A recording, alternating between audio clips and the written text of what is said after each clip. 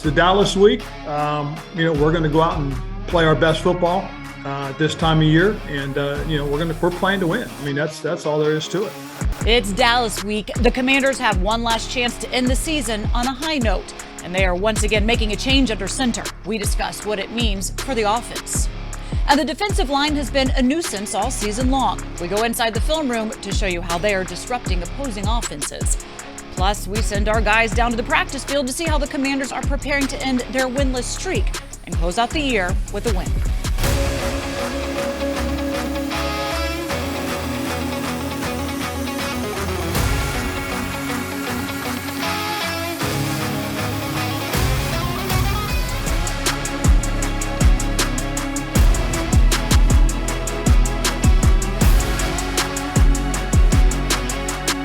And welcome on into Command Center. Julie Donaldson, London Fletcher, and Santana Moss. And before we get to the news today of the Washington Commanders, we do want to take a moment to say that our thoughts and our prayers are with Damar Hamlin of the Buffalo Bills, went into cardiac arrest on Monday Night Football. Look, we've seen a lot of injuries in football. You expect that, but nothing like this, London. No, nothing like this at all. I played football for 16 years, and we've seen catastrophic injuries, but never where a teammate had to have CPR performed on him. And I just immediately went into prayer for him when you hear about that situation, and I knew there was no way they could continue to play that game given the state that Damar was in. Yeah, it was something that it was for any guy that played the game, whether you were still, as a current player or a guy who played like me and you who are now retired.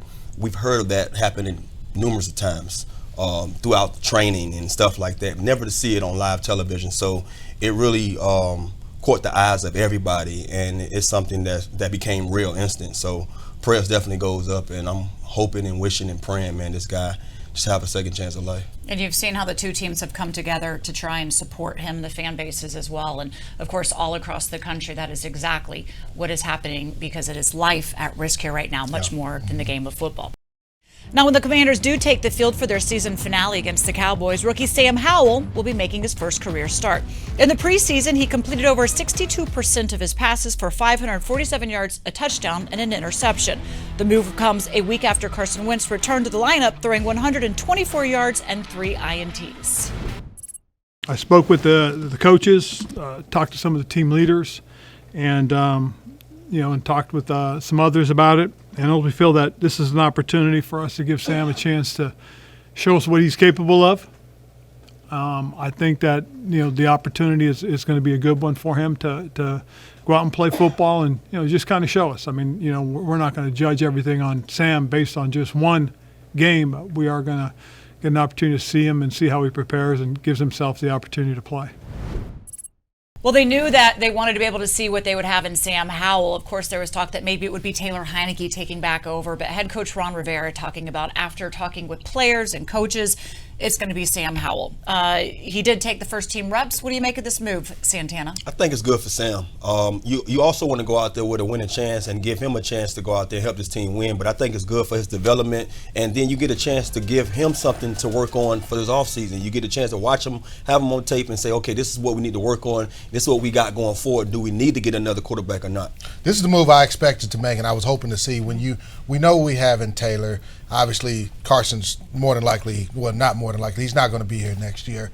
Let's see what Sam Howell can do. You get an opportunity to see him start in a regular season game against one of the elite defenses in the National Football League. I want to see how he operates, under center. How is he handling getting in and out of the huddle, things like that. We know his athleticism. Now, understand this, it's not all about Sam Howell either. The offensive line is going to have to give him time to throw the football, because you want to see him perform at his best. So the offensive line is going to have to block a lot better than they did against the Cleveland Browns. If you talk about one of the things that's a great attribute for him, is they talk about his arm strength, as he does have that cannon to be able to throw it down there. And we'll see. They're going to go with Terry McLaurin and Jahan Dotson, and then Coach Rivera said they'll see how much those guys will play as the game does go on. But the Cowboys are coming in with a lot to play for. They're not going to go easy on him. And they have one of the best defensive lines as well out there, Santana. What do they need to do to build this and make this be successful outing for Sam? I think one of the things you have to do is just, work to his advantages. I mean, first of all, what London just talked about, offensive line, if we don't do something there, then he has no shot. He has no chance to go out there and be efficient. But you want to make sure that we protect him. But at the same time, use our formula to the best of our ability. We've gotten this far with our run game late in the season. Let's continue to get behind that run game and then find our spots where we can throw the ball and stretch the field here and there. London, what does this do for the locker room, for a team that, you're trying to say that there's still a lot to play for? We know you love Taylor. We know Carson didn't give the performance we wanted. And I mean, how do they approach this? Well, it's probably some guys who want to see Sam play as well, and they're excited to go out and perform, so he can play his best football. The offensive line that we mentioned, there's going to be a lot of pressure on those guys to run block better and to protect and pass protection, do a better job, because you want to see Sam be able to go through his progressions and make the throws, see what he really looks like. So this will actually energize, I feel like, some of the guys in this game. A little bit of a baptism by fire, but again, what they do in the offseason, because head coach Ron Rivera has already said they still do need to get that QB1. Will depend on probably what they see from Sam as well here to close out the season. Now, there is still a game to be played. They still want to win it, and that means they've got to go up against Dak Prescott. And Prescott Santana is pretty darn good against Washington, 9-1 with 18 touchdowns and just 3 interceptions. Dak is Dak. Dak has showed us from day one, even when he came in, as a sub, for old Romo, he showed us that he can be one of those guys that they can, count on. And I think the only thing that's going against him right now is just some of these guys dropping some of his passes and him having a little, turnover, little frenzy right now. But Dak can beat you in the air and on the ground, so we have to make sure that we, hold him down. And one of the ways we do that is defensive line is going to have to be able to get pressure on him. There's some matchups, obviously, you can take. I feel like we can take advantage of. So make sure we get pressure on him. Yeah, he didn't play the last time that we saw him. Of course, the game is very different with Dak under center. That we definitely do know. And again, they are going for the division. So let's talk about the guys that can probably help make it a bad day for Dak. Well, that would be none other than Daron Payne and John Allen. Of course, Allen dealing with injury. But here's a list of the NFL's tackle for loss leaders amongst defensive tackles this season. And it is Allen, it is Payne right there at the top. We saw what Daron did this past Sunday with 2 sacks against the Browns. So let's now go to Fred Smoot and Logan Paulsen for a deeper look at the disruption the middle of the defense has been causing lately. It's time to go inside the film room, presented by Amino. It pays to be healthy. Thanks, Julie. Fred, it's so interesting coming in after a loss, and everyone's like, oh, the defense didn't play very well, I think the defense played pretty good outside of 4 or 5 plays. All right, and a lot of people were saying, oh, hey, they ran the ball. Yeah. They got run on. I remember this play that's the pin pull, guards coming around. You say, oh, no, you're not used to seeing this against this defense, right?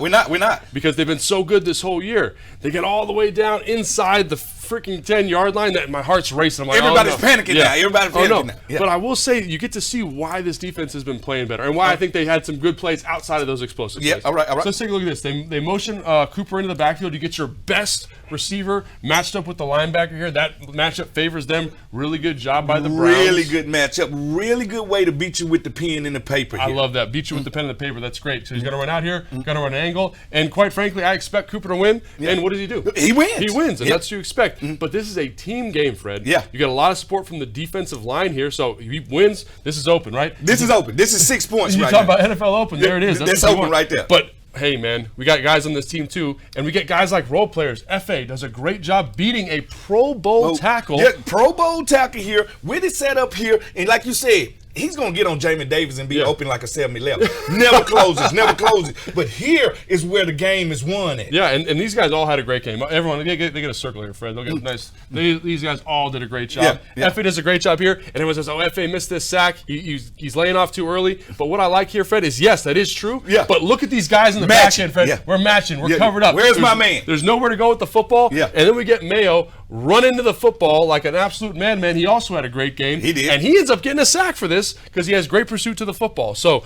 to me, this is a good opportunity for everyone here just to kind of playing good team defense, right? And standing up after a big explosive play. Yeah. The next play in the sequence, they're going to run this pull by the tackle here, trap Payne. They're going to work these guys up to the linebackers. Jamin, I think, does a great job here, beating the guard. And Fred, this is like what I want to see from a linebacker. Hey, first of all, get there with bad intentions. Oh, my if my intentions is to hurt you, at least swap some paint with you. And this is what we've been waiting on for Jamin Davis right here. Look at this man's head right here. Yeah. And this is a real running back right here. That's a big man. And watch his is a bow. Oh, yes, sir. You see the dreads kind of kick up? Yes, I did. Yeah, man. So I'm excited to see that from Jamin. Young player, Yeah. continues to grow. And again, here we are on this. I forget what play this is. Yeah, okay, great job by Chase here. Yep. Great job by Chase, and Chase is going to get credit. You like to see Chase using his power, attacking the offensive line. Extension is everything when it comes to those D-lines. Conklin, this offensive tackle, just got another big payday extension, and watch Chase just walk him back into the quarterback. You love to see him using his power, but he gets all the credit here for creating this pressure.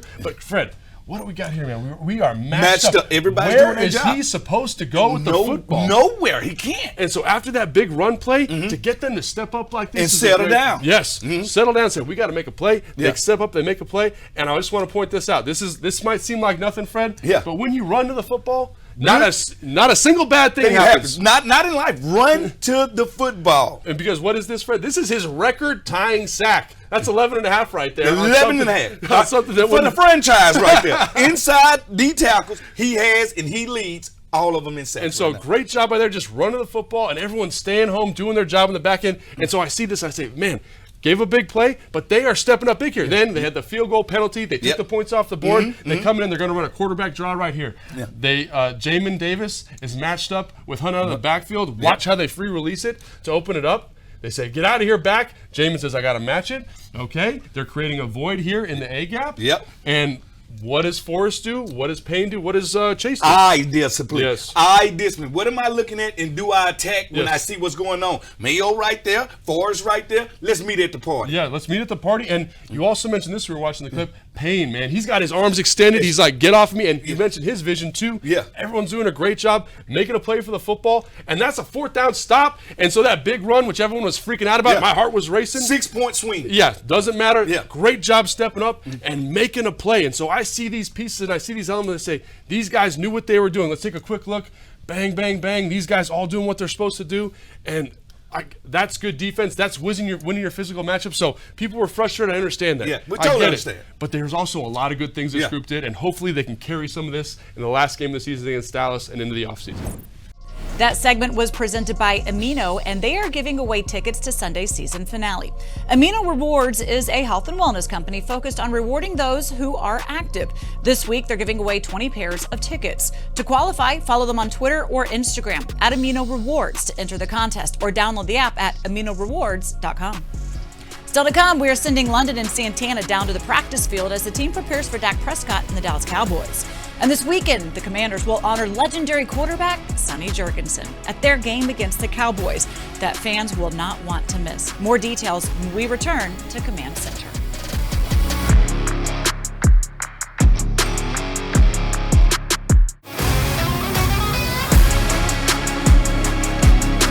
In motion base. Wentz is asking for the ball. He gets it. Steps up, time, fade into the corner of the end zone for Donaldson! Touchdown! Touchdown, Washington! Oh, we waited such a long time to be able to have a score in the first half, London. Man, I'm telling you, this dude, Donaldson, he can put on a masterclass on how to run the route. That was a flashback to week 4 against Dallas, where Donaldson caught his 4th receiving touchdown. He now has 7 on the season and needs just one more to tie Charlie Brown for the most receiving touchdowns by a rookie. So how do they plan to do that against the Dallas Cowboys on Sunday? Well, let's go to the field with London and Santana. This is our Field Pass presented by FedEx, where Now Meets Next.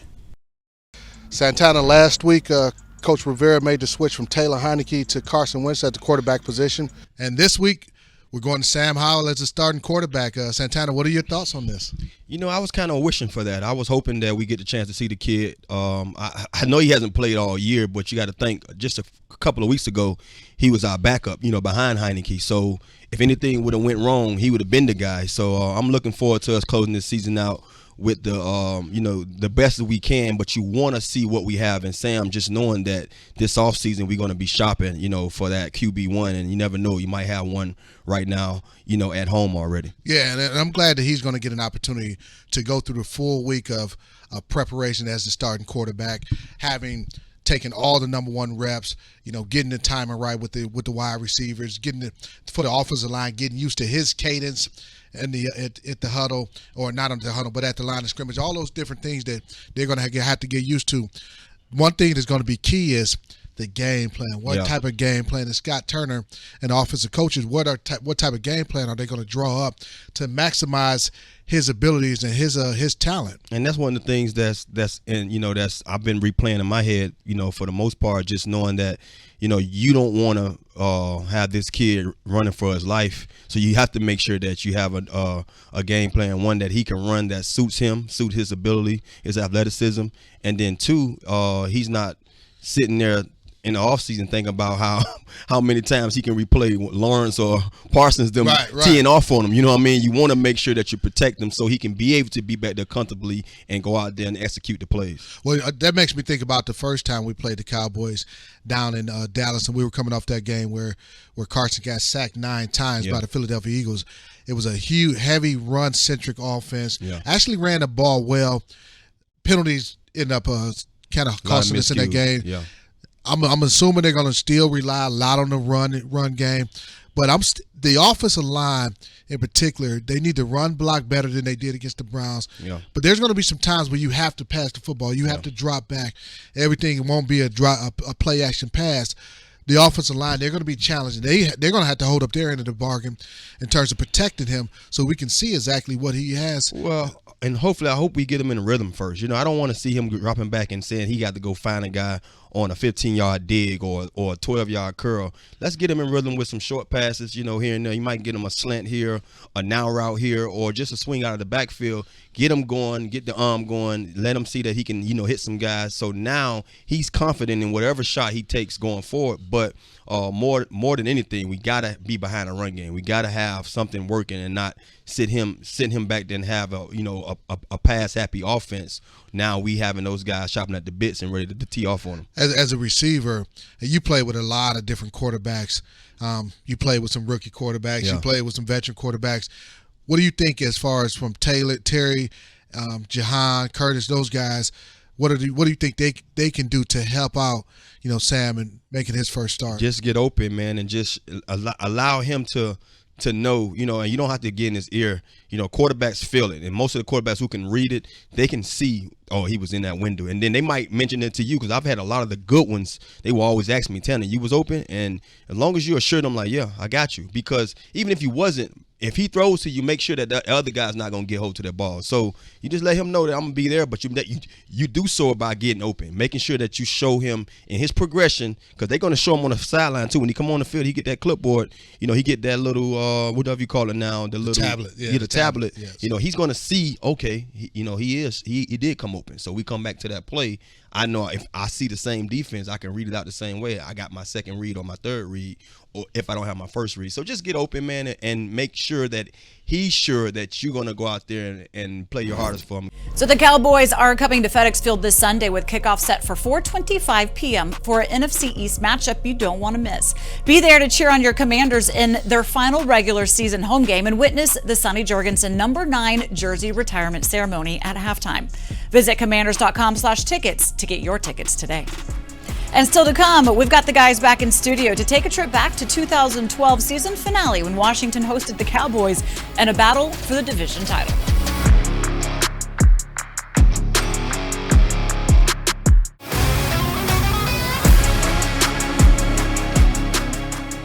This season, we are celebrating 90 with Dominion National. And we flash back to 2012, Washington hosting Dallas for the winner-take-all NFC East Division title finale. Rookie running back Alfred Morris ran for a career-high 200 yards and 3 touchdowns. And on defense, our guy, Fletcher, recorded a game-high 11 tackles and sacked Tony Romo twice. Washington claimed their first division title since 1999, winning 28-18. Nice way to be able to finish out the season. We were kind of hoping that would be the case this time against Dallas. Santana also 2 receptions for in that game as well, but we already know you're the Cowboy killer, and I didn't have anything to prove anyway out there. But, London, your memories from that game. Yeah, they were so focused on stopping Santana. That's why Alfred was able to get the running game going. I just remember, just the atmosphere. They flexed the game to Sunday Night Football, tremendous atmosphere, and just knowing we had to put everything out. We weren't going to lose that ball game, and the way Alpha ran that ball, and just a bunch of big plays being made defensively.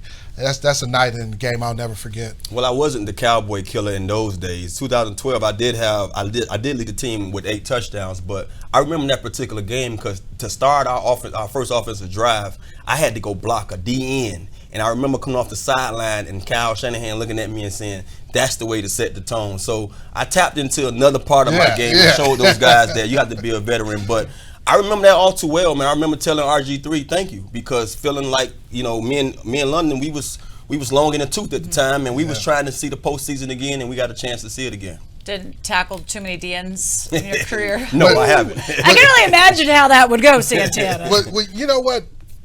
That's laying it on the line. That's sacrificing your body. Yeah. No. To say as a receiver, Tanner's not the biggest guy. Like, hey, in order for the running game to get going and to give up your body, you set the tone. Yeah, much respect for that. Much respect for that. Of course, if you did that all the time, you would not have had the career. Probably be like Calvin Johnson. Okay, so look, going into this game, Washington already eliminated it, and most folks would say there's nothing to play for. What's kind of the point of going out there? What is there to play for? There's always something to play for. It's a home game with division opponent, hated rivals. You got guys still playing for their NFL future. Some guys will be free agents. Some guys are still trying to, you got a guy like Sam Howell. You want to prove that you can play in the National Football League, that you can be a starting quarterback. So there's a lot to play for in a game like this. And not only just that, it's a game on your schedule. It's 17 games now. I remember I signed up for 16 when I was playing. So these guys signed up for 17 games. Not only are you playing for your job next year, you're playing for your incentive. You might have another tackle or catch you need to get that extra check that most of us need for that off season, just to be able to pad our pocket a little bit. But more so than that, pride. Letting this organization know, letting the team know that, man, you can always count on me. I remember playing many games that wasn't meaningful at the end. And guess what? 89 going to go out there and do my best to make sure I leave a better taste in the staff mouth, so they can say in the offseason going forward, we can look everywhere else but not right here for his position. Pride it is, and it's the Cowboys. You got to take them down. Thanks for joining us, everybody. We'll see you again next time.